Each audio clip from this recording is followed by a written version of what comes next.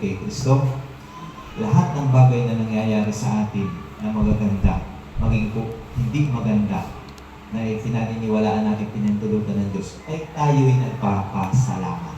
Amen? Ang tao kasi nagpapasalamat lang dun sa gusto o dun sa mabuti na karanasan. Amen? Pero pag may mga karamdaman na may problema, lalo na ngayon, puro reklamo sa pagtaas ng gasolina, ng crudo. Ang karamihan po niya nang nagreklamo yung walang sasakyan. Kasi sabihin niya, tataas ng pasahe. So, hindi natin maunawaan yung mga bagay na pinahintulutan ng Diyos para maipadama niya yung tunay na biyaya para sa atin. Amen? So, yun po. Kaya, ano po ba yung mga dahilan? No? Ano yung mga dahilan kung bakit hindi po ang taong ito ay nakakakita ng biyaya ng Panginoon? Ang una daw pong dahilan ay kasalanan. Kung sino yung wala dito kasalanan, taas ang kamay. Masulat man po tayo ay may kasalanan. Kasi meron lang kasi sa kalima. Wala lahat ng tao ay makasalanan. Ano po? Tanging ang Diyos lamang ang walang kasalanan. So yun po ang naging dahilan ng pati nakikita ang biyaya. Pangalawa, disobedience. Yung hindi pagsunod sa kanyang kalooban. At sinumang hindi sumusunod sa kanya, bulat ang mata. Pero bulat ang tayo nga sabi nila tayo. Ano ba yun? Ano po? Bulat ang mata, physically but spiritually bulat. Ano po? Yan yung sabing hindi masatisfied ang buhay, laging kulang. Ano po? Mga kapatid. So, pangatlo, in influence of the God of this world, blinding minds. Kasi yung God po na sinasabi dito, yung Diablos, Satan.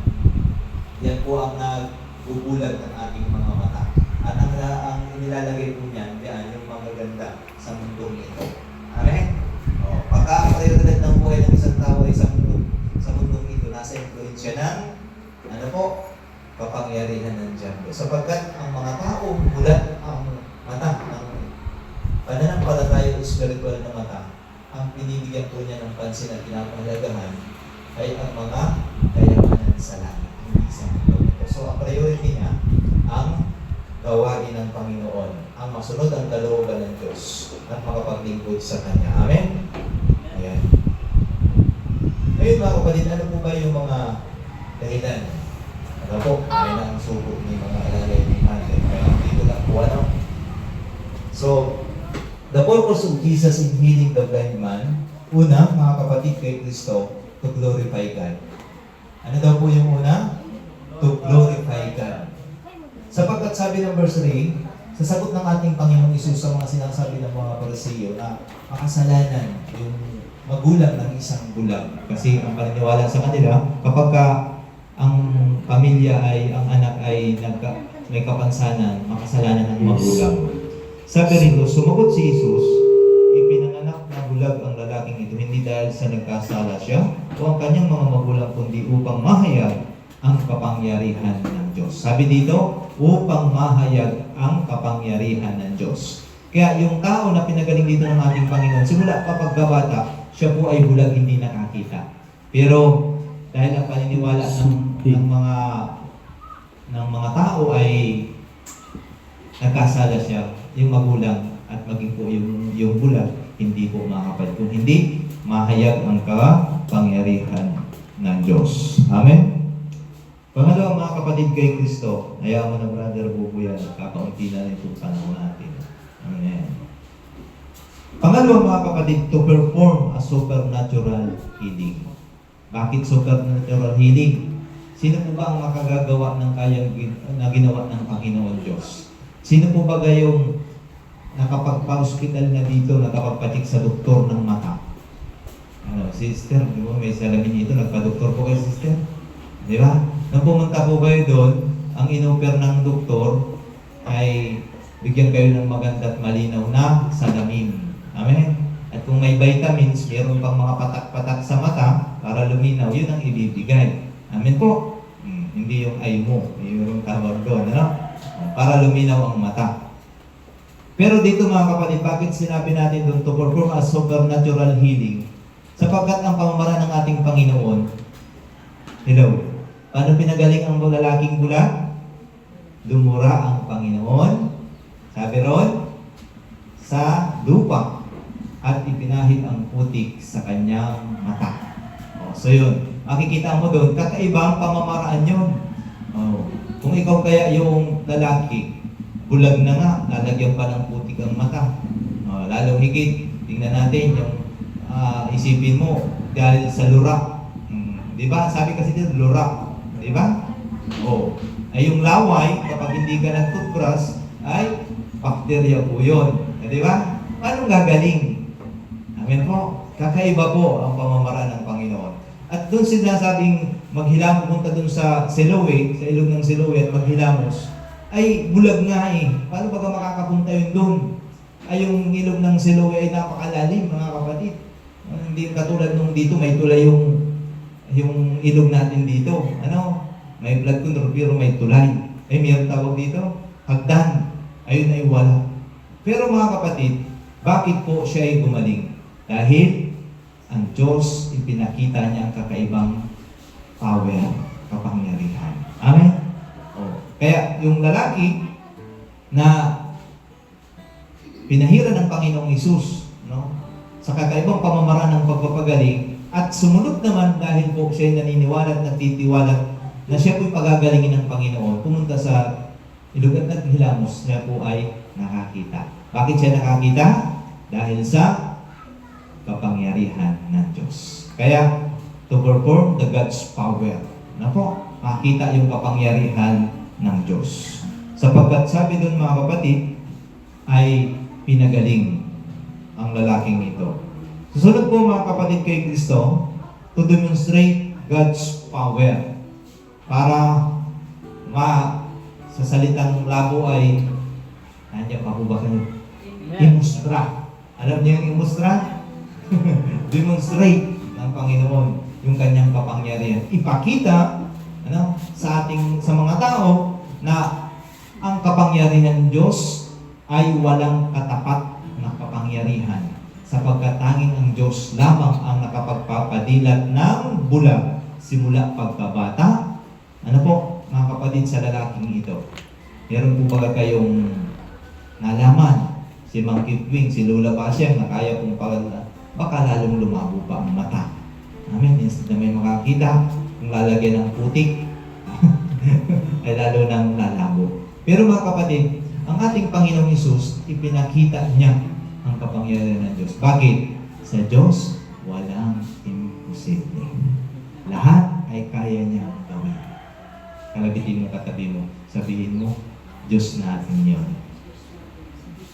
Di ba?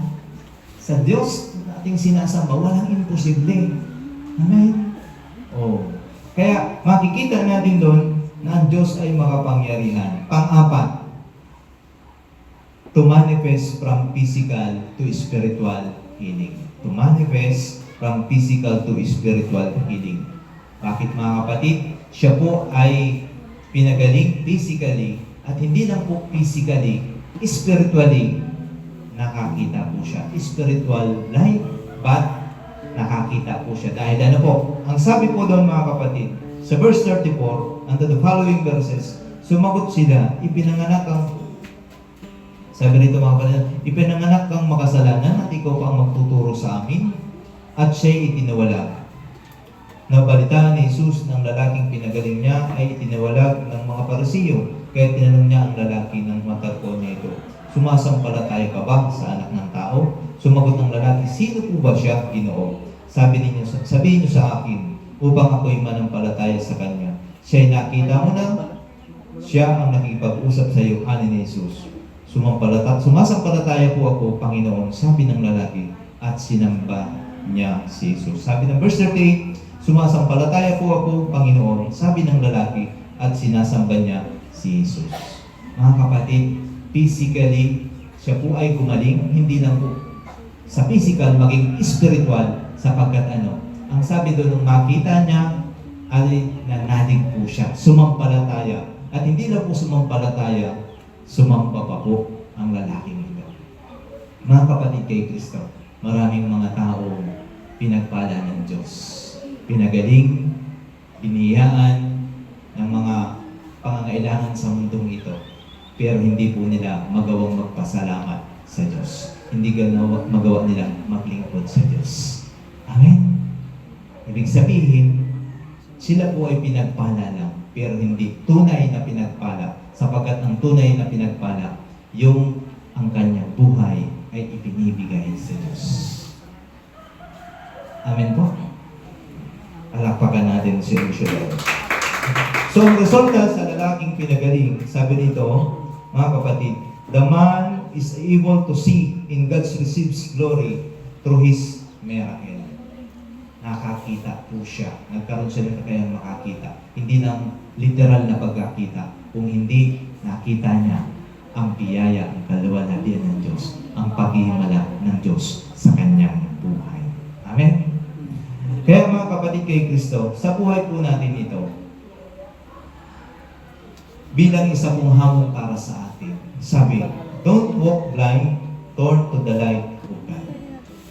Kung tayo po ay nakakita na ng liwanag kay Kristo, huwag na po tayong lumakad pa sa kadiliman. Ibig sabihin, kapag tayo po ay naging mabuti, maayos, nakakilala at sumasamba na sa ating Panginoon Diyos, hindi na po tayo lalakad pa sa muli sa kadiliman. Hindi na tayo babalik pa sa luma po ng nating buhay. Kung hindi, si Kristo na tinanggap natin sa buhay po natin, na siya ang siyang nagiging ilaw ng ating buhay. Siya po yung gumagabay sa atin. Amen?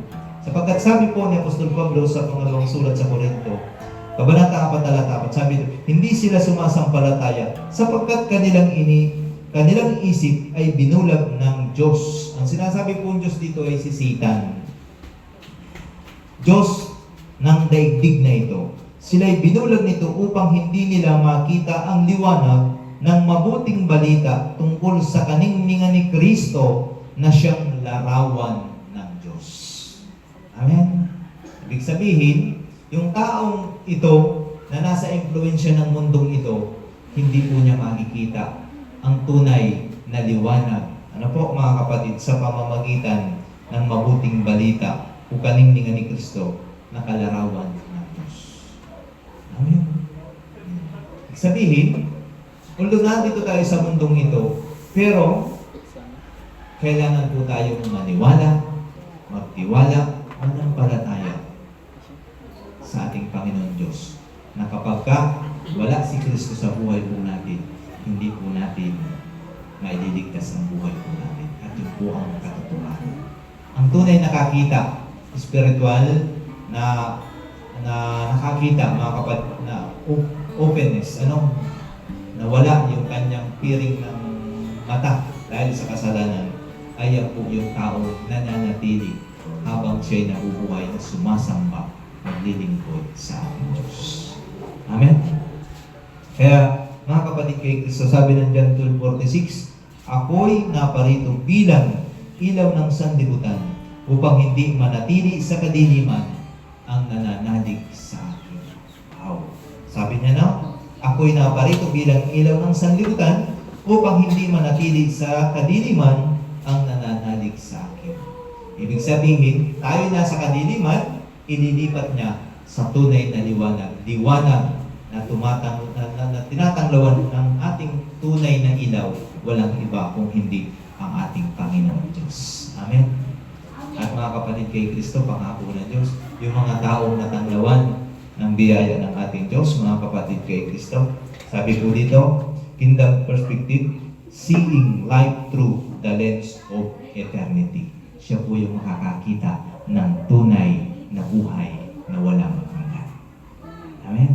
Kaya, sabi mo sa iyong katabi, kapatid, yamang tayo ay nakakilala kay Kristo, tayo ay namumuhay sa liwanag.